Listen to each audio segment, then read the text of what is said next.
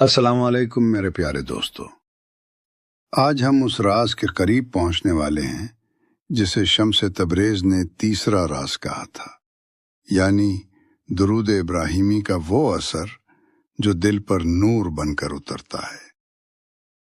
شمس تبریز فرمایا کرتے تھے، انسان کا دل ایک آئینہ ہے، اگر اس پر دنیا کی گرد جم جائے تو روشنی اس میں نظر نہیں آتی۔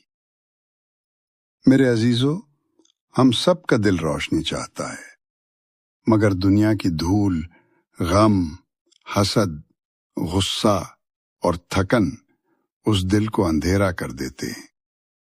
لیکن جب بندہ خلوص نیت سے درود ابراہیمی پڑھتا ہے تو ایک لمحہ ایسا آتا ہے جب دل کے زنگ پگھلنے لگتے ہیں۔ ایسا لگتا ہے جیسے کسی نے سینے کے اندر چراغ روشن کر دیا ہو، ایک نرم، گرم، میٹھا سا نور جو انسان کے اندر سے اٹھتا ہے۔ یہی وہ لمحہ ہے جہاں سے روحانی سفر شروع ہوتا ہے۔ یہی وہ مقام ہے جہاں دل اپنی اصل پہچان پاتا ہے، اور یہی وہ کیفیت ہے جسے شمس تبریز نے کہا تھا، جب دل درود میں ڈوبتا ہے تو وہ الفاظ نہیں رہتے، وہ نور بن جاتے ہیں۔ شمس تبریز فرماتے ہیں، درود وہ کنجی ہے جو دل کے بند دروازے کو کھولتی ہے۔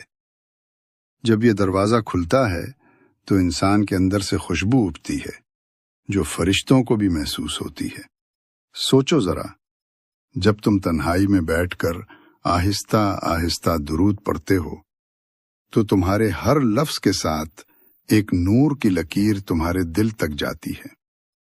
پہلے وہ ہلکی سی چمک محسوس ہوتی ہے، پھر ایک لمحے میں پورا دل روشن ہو جاتا ہے، جیسے دل کے اندر کسی نے روشنی کا دیا رکھ دیا ہو۔ شمس تبریز کے ایک مرید نے پوچھا، اے مرشد، یہ روشنی میں کیسے دیکھوں؟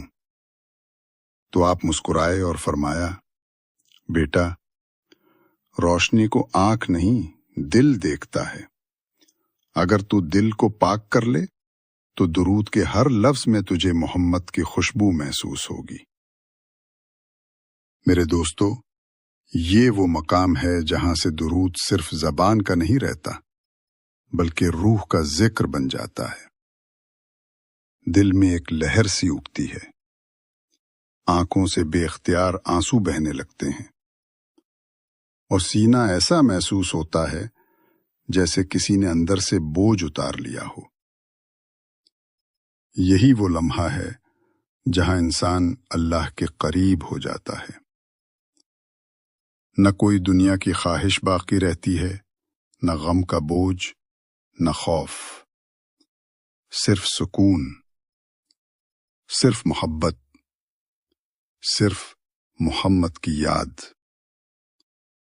شمس تبریز نے فرمایا تھا، درود پڑھنے والا اس وقت محبوب بن جاتا ہے جب اس کے آنسو نور میں تبدیل ہو جائیں۔ میرے دوستو، یہی ہے درود ابراہیمی کی اصل حقیقت۔ یہ نور کا سفر ہے جو زبان سے شروع ہو کر دل کے اندر اترتا ہے۔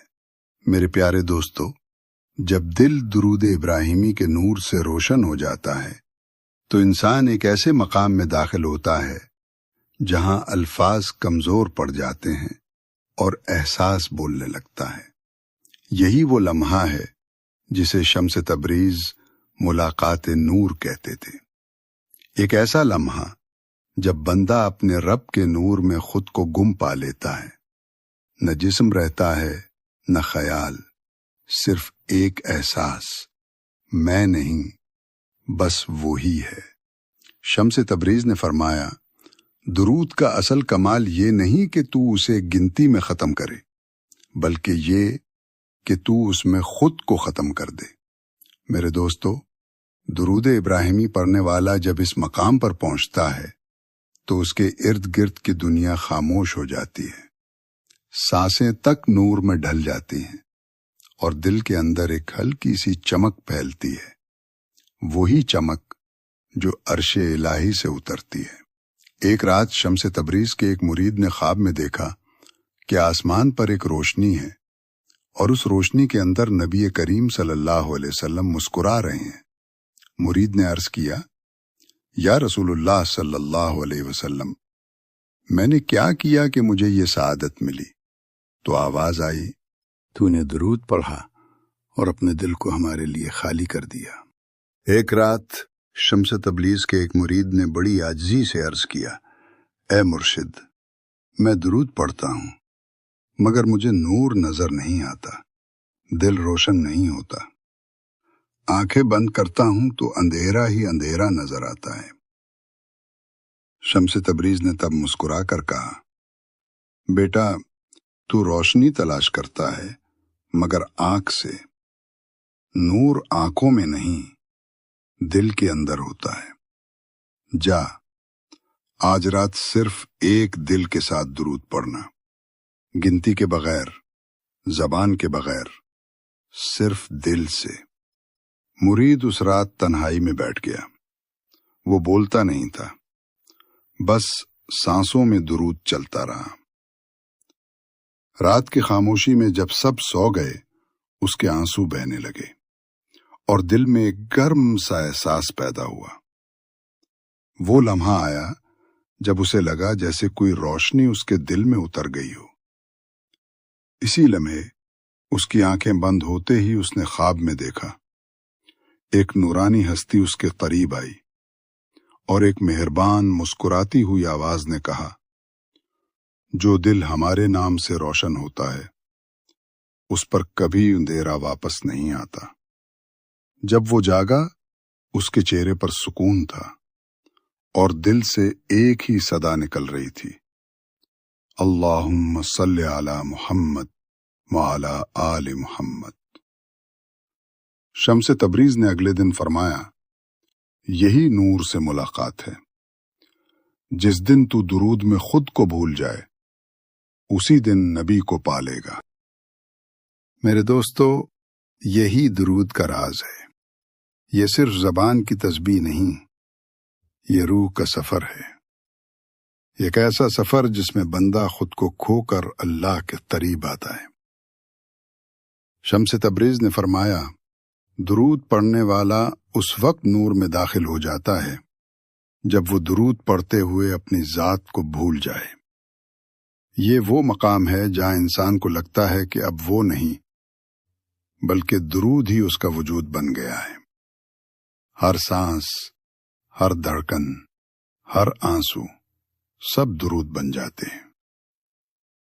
میرے دوستو، جب تم دل سے درود ابراہیمی پڑھتے ہو تو تم صرف ثواب نہیں کما رہے، تم نور کی ملاقات کے راستے پر قدم رکھ رہے ہو۔ اور یاد رکھو، یہ ملاقات ایک بار نہیں، ہر بار ہوتی ہے جب تم محبت سے اللہم صلی علی محمد وعلی آل محمد کہتے ہو۔ یہی ہے شمس تبریز کا وہ تیسرا راز، جو صرف سمجھنے سے نہیں، محسوس کرنے سے ظاہر ہوتا ہے۔ اگلی قسط کا عنوان، جب درود تمہارے نصیب بدلتا ہے۔ درود ابراہیمی کا چوتھا راز، قسط 4۔